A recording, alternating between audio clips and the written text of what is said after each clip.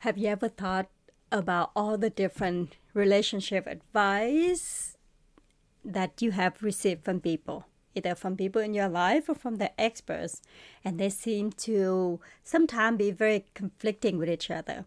Of course, there's some truth to all of these tips and advice. But today we are going to talk about basically the top 3 things you need to keep in mind to have a system to make sure that once you find a good partner, to nurture the relationship. Hello everyone, my name is Ant and I am a certified life and parenting coach, and I have worked with individuals and couples and families on a lot of the issues because we are whole persons, right? We like to have fulfilling careers, happy relationships, well-adjusted kids.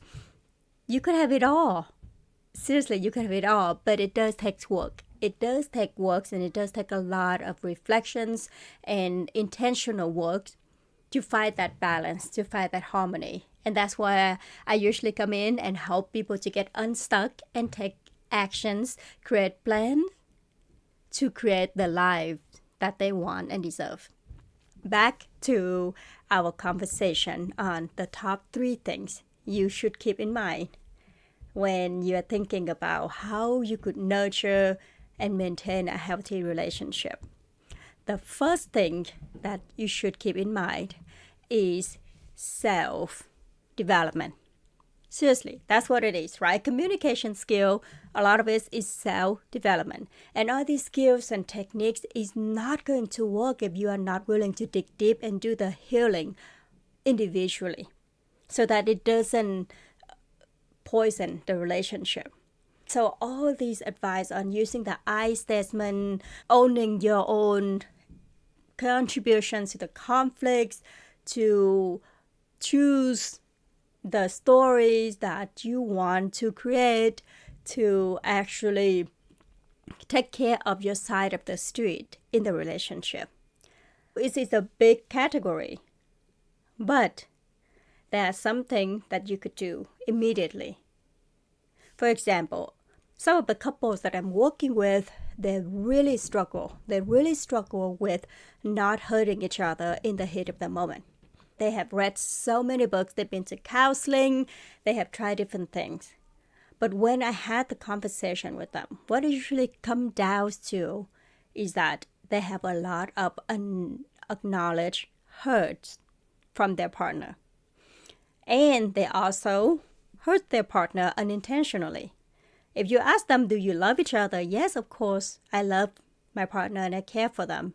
But it doesn't feel like that on a day-to-day basis because they have a struggle with slowing things down enough to choose a response that is most aligned with their long-term relationship goals. So instead, they make assumptions, they react harshly, they assume worse intentions. So what else could you do? That's why I said individually, before you even try to fix the relationship, you need to be able to practice cooling yourself down, buying yourself time, taking a pause, taking a mindful pause in that moment when you feel your throat starting to get tense, your chest is tight, you are about to explode, you're starting to assume the worst intentions or the worst outcomes for your relationship. You know you're hooked. You are hooked on your old story. You are hooked by your past relationship wounds. You are hooked by your own triggers. You might not know what to do in that moment because you are so emotionally entangled in it. That's why on a regular basis, you practice pausing. You practice slowing things down, just like you're watching a movie in slow motion. You could actually choose to not act out based on your fear, based on your emotional triggers. What does it look like? That's where in coaching, I actually tell them here's some evidence-based grounding techniques that you could try, but we are all very different. You need to be willing to try different things, taking deep breath, drinking cold waters, touching your fingers together, counting things in your environment. What works well for you? And usually my clients would find something that works well for them. You don't need much. You only need one thing that works very well for you in those moments. Just to slow you down for a couple seconds. Right? For a couple seconds. Enough for you to access your knowledge. To know that, hey, this too shall pass. 90 seconds. Usually an emotion, if you don't feel it, if you don't act on it, if you don't continuously replaying it in your head, will pass on its own in 90 seconds. Then you'll be able to access your knowledge, your empathy, your thinking, logical, compassionate brain. You need to buy you time, having that pause. That's all you need. Then you'll be able to choose your response to it. So, with my couple who just feel like, oh my gosh, we keep doing this and I don't know how to get out of it, my one homework that I would give them is to practice, to find that one practice that help you slow down enough in the moment. And then we will talk about the communication skill, the conflict resolution skill later. But the first thing is to not hurt each other anymore. You could have an agreement with each other. When I start to feel out of control, I would take a time out. I will let you know that I need a couple minutes. We'll revisit this in the evening. That's all you need to do in the moment. You could always revisit it. You could always solve the problem later, as long as you don't lose it in the moment. So first thing is self-awareness and self-development. To have that mindfulness and that grounding techniques that you could use in the moment. The second thing is get really good at recognizing the emotional connections that your partner is trying to make. Right? It's like you are engaging in a game. We are designed to look for the attunement in each other's emotions. It's called serve and return. Right? Just like you're playing ping pong or tennis. It's, serve and return. And we expect that. And when that doesn't happen, we feel invalidated. We feel disconnected. Right? And nowadays it's very hard to miss that emotional bit. Right? That's okay. They're just talking about a random movie, but that is an emotional bit. Hey, I want to share something I'm interested with you. And being able to recognize that and return their serve most of the time will be very helpful for your relationship. Research shows that to maintain a healthy, positive relationship, you should have, on average, the ratio of 5 positive interaction to 1 negative interaction. But sometimes when you're in a long-term relationship, you just feel like, okay, you only talk to each other, you only pay attention to each other when there's a problem, when there's something to address. But we forget, we overlook these countless moments to create these positive interaction. If your spouse just come and say, hey, did you see that on the news? And you don't even have to know what it is. Oh, that's so interesting. That is an emotional connection. You are turning toward your partner. You are acknowledging that there was something they want you to pay attention to. So it doesn't have to be a big moment. It doesn't even have to be a grand romantic gesture, right? It's great once in a while, but on a day-to-day basis, remember the 5-to-1 ratio and remember to be attentive to your partner, right? If they say something, Give them a reaction. Acknowledge them. And then, obviously, because we're human, we're going to make mistakes sometimes. We're going to miss some of the emotional bit. We're going to make them feel like we are not paying attention to them. That's why it's so important for us to develop the skill to repair the relationship. Once you recognize that there's a mistake or there's a rupture in the relationship, you could always go back and say, hey, I was preoccupied with a big meeting at work this morning, and I think I might have hurt your feeling, right? That could be one way. Sometimes humors or some playfulness could be the bridge in the moment. You have to find out what works for you and your partner.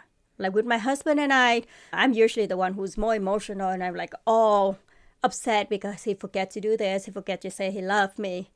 And then he didn't even say sorry. Sometimes he just come over and he's hold me and say, oh my gosh, I forgot again, didn't I? Let me send that text to you right away. Just some playfulness like that. We don't even have to talk about it. You don't have to talk about all the things that make you upset in the relationship. Sometimes, if you could process it on your own and then you let it go. If it bothers you, by the end of the day, you could sit down and talk about it. You could be playful about it. Whatever it is, the attempt to make repair and to work together in repairing the relationship, to make sure that there's no resentment accumulating in the relationship. But also when you talk about the rupture in the relationship, is on the spirit of let's find a solution, let's see how we could work together. It's not about accusing your partner. So the second thing is to make sure you develop some skills to recognize and return the emotional connections bits from your partner. And then if you miss some of it, if there's a rupture in the relationship, make sure you come back and do repair regularly. It's very sad when I work with couples when they have not done this. And they clearly are both very loving, caring people, but they are just out of practice of acknowledging each other, of coming back to do repair, and now everything is a trigger for an explosion of all the things they haven't talked about, of all the hurts they have caused each other in the past. If you just do this daily or even weekly, you could prevent the accumulation of all these hurt, and it wouldn't feel so overwhelming when you need to actually process them. Okay? As much as possible, you don't have to talk about it right away when you're super angry, but come back to it, make repair, reconnect with each other. And then the last thing that you need to do in the relationship, in a long-term relationship, is to keep an open mind, to have a growth mindset. We are growing and learning together to make sure that you allow your partner to have some influence on you. Sometimes we're living in kind of a very individualistic society where people just say, oh, this is who I am, take it or leave it. I'm just being true to myself. Yes, you could be both. You could be authentic and recognize the truth that we're always evolving. And you are allowed to evolve, and the relationship would be much healthier if you allow your partner to influence you. If they have a new way to clean the kitchen, if they have a new recipe, if they have a different opinions on something, right? Allow that to be part of your relationship and say, let me hear it out. Let me see if there's anything I could change, if there's some truth in it. Really open your mind to that possibility, to be influenced, to say, hey, I'm here to learn and grow and evolve. It's wonderful to learn and grow and evolve together. Also, in case of conflicts, a lot of couples get into this kind of power struggle. They could not see possibility. All they could see is the differences in what they want. So in a conflict, keeping an open mind could look like really getting clear on this is non-negotiable. But outside of that, I'm flexible.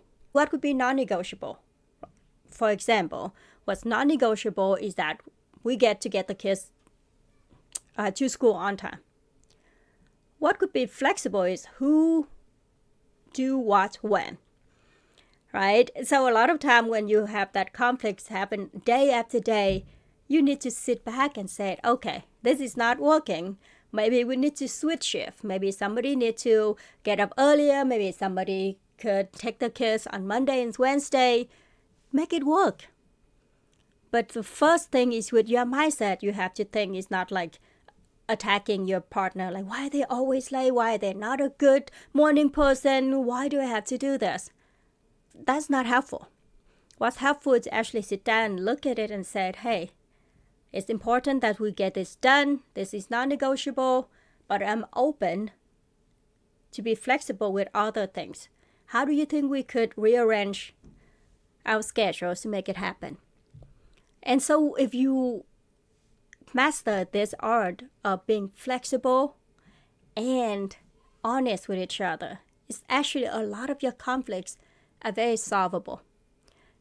But if you're not careful, then these solvable conflicts could turn into unsolvable because it gets deeper into who we are, into our identity, and into our judgments of each other. The top 3 things for a healthy relationship is that 1. Self-work, self-development, mindfulness, awareness. 2. Pay attention to the emotional bits and emotional repairs on a regular basis. 3. Keep an open mind, keep a growth mindset, and be flexible as much as you could to allow yourself to grow, develop, and evolve together.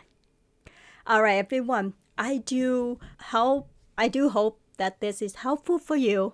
And if you want more tips on different relationship skills, please feel free to drop me a comment down below. I also have my free healthy relationship guide and a bundle for conflict resolution down here if you are interested in, and it will be helpful for you and your partner to go through it. And obviously, if you want more customized, personalized coaching support, please feel free to email me and we could chat about it. Have a great day. Thank you for watching.